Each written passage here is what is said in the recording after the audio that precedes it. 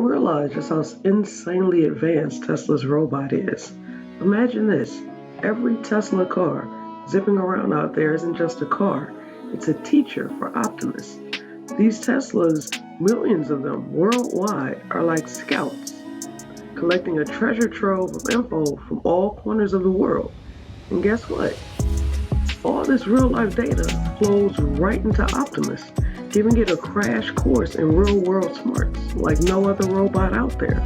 Tesla has brilliantly redirected the genius from its self driving cars into Optimus. This means Optimus doesn't just blindly follow set instructions. Instead, it's like a super smart student constantly watching, learning, and mimicking human behavior. This is groundbreaking stuff, folks. Optimus is redefining flexibility and adaptability in robotics, leaving the old ways in the dust.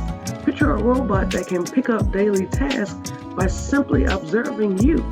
That's Optimus, not just understanding tasks, but learning them like a human does, growing and evolving with each interaction.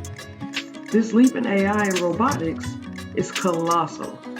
Tesla's vast data from its self-driving program is Optimus' playground, giving it a level of real-world learning that's just unprecedented.